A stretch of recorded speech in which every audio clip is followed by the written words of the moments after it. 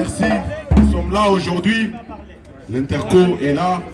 Une manifestation organisée avec Alifsi.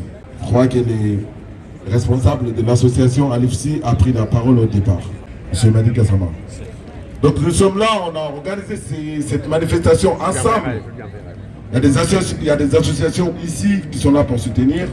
Il y a des organisations syndicales, il y a des partis politiques. Pourquoi nous sommes devant la préfecture de Paris? Pourquoi? La préfecture, sans doute, doit savoir pourquoi nous sommes là. Parce que nous avons fait une demande d'audience. Quand je dis nous, l'Interco et Alifsi, il n'y a pas eu de réponse. Alors, avant même cette manifestation, si on a fait une autre manifestation le 28, cette préfecture nous a dit qu'il ne pouvait pas nous recevoir ces jours-là, mais qu'il allait nous recevoir un autre jour. Je ne sais pas, les préfectures ont l'habitude de dire ça, mais c'est purement et simplement contre-vérité. Alors nous, c'est ça qui nous énerve dans l'histoire, que les représentants de l'État qui ne se gênent pas de dire de contre-vérité. Ça s'appelle un État défaillant.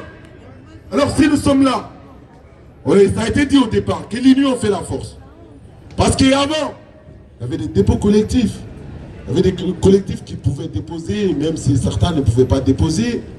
Mais il y avait des critères, c'est-à-dire la circulaire Valls, 3 ans de présence, 24 feuilles de paie, 5 ans de présence, 8 feuilles de paie, 10 ans de présence.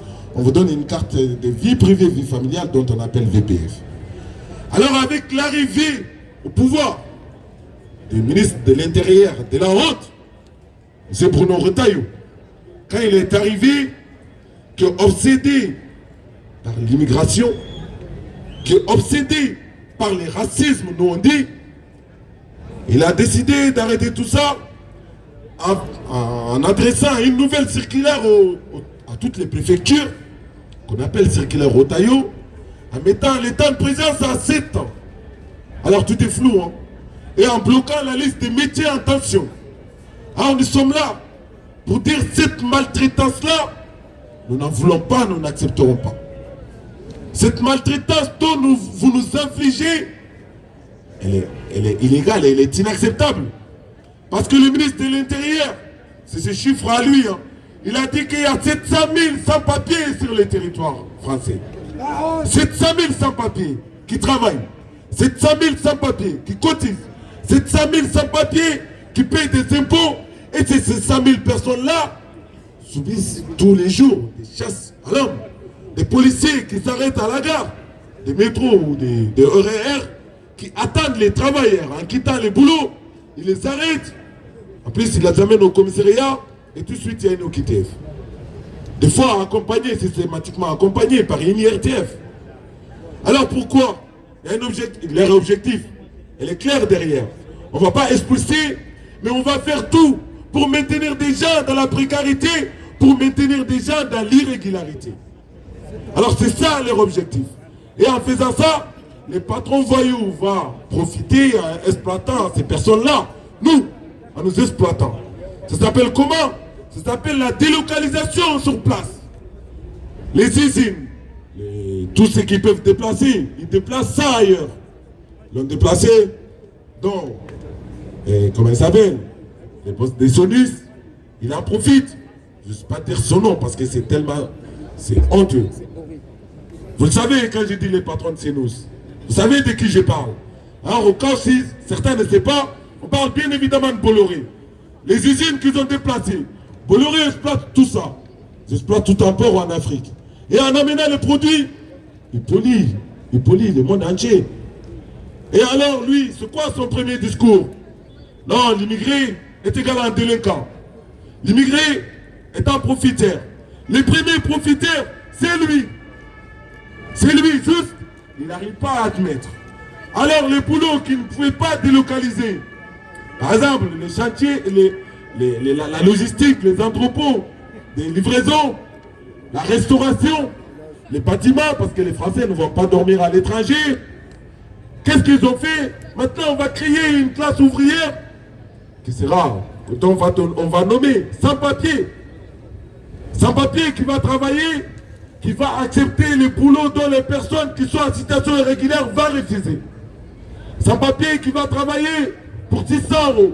Sans papier qui va accepter de faire des chambres d'élite, dont notamment les femmes immigrées, les chambres d'Éden, qui va accepter de faire ça à 800 € par mois. Sans papier qui va accepter de faire marteau-piqueur toute la journée pour 900 €, pour 1000 €. Des fois même cet argent-là, on n'a pas.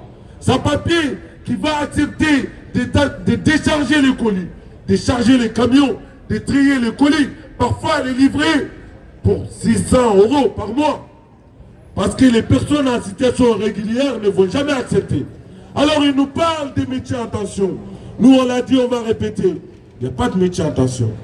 S'ils sont en tension, parce que les conditions de travail sont horribles. Ça veut dire que les salaires sont indignes.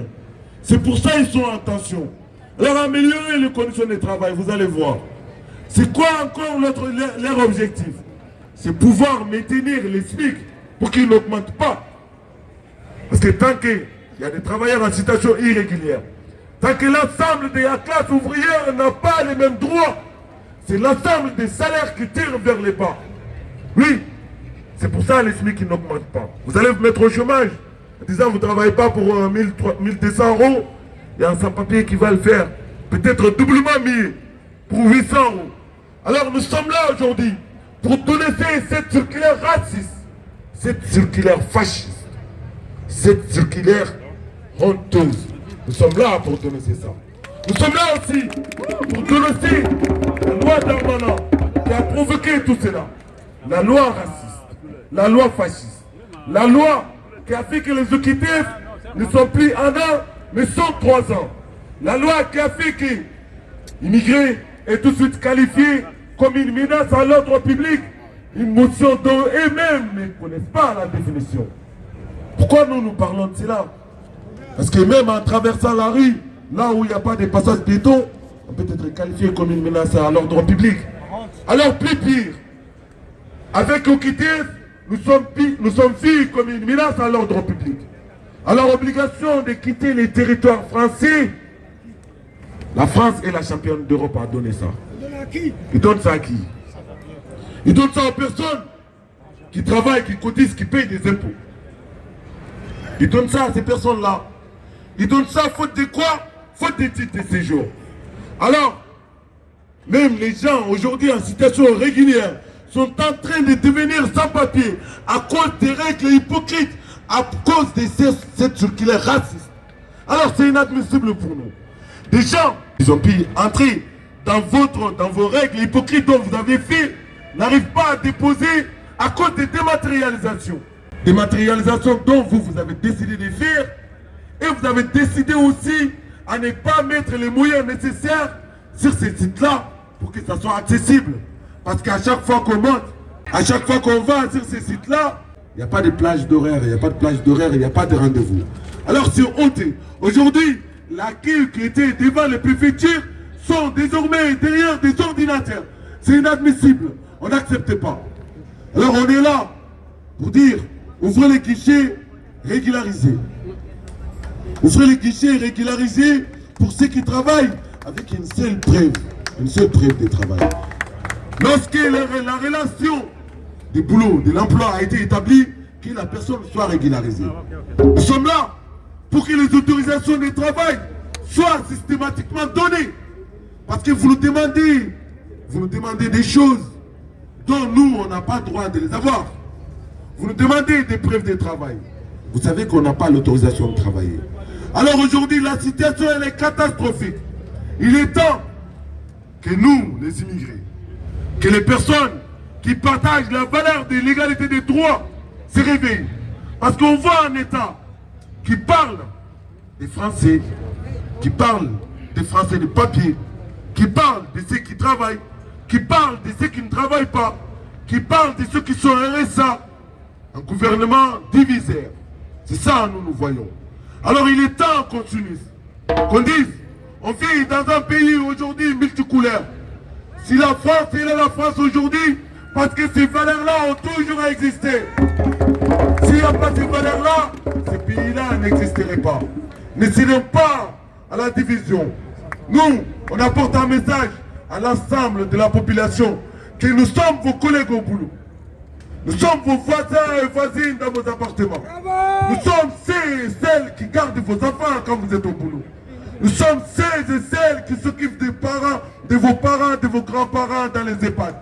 Nous sommes ceux et ceux qui font les ménages dans vos locaux. Nous sommes celles et ceux qui vident vos poubelles. Nous sommes celles et ceux qui livrent vos colis, qui livrent vos repas. Nous sommes celles et ceux qui participent à la construction des sentiers. Alors, nous demandons l'égalité des droits, papier pour tous, travail pour tous, logement pour tous, retraite digne pour tous, logement pour tous enfants, les jeunes de la galère, les vieux de la misère, les travailleurs précaires. Et cette société-là, on n'en veut pas.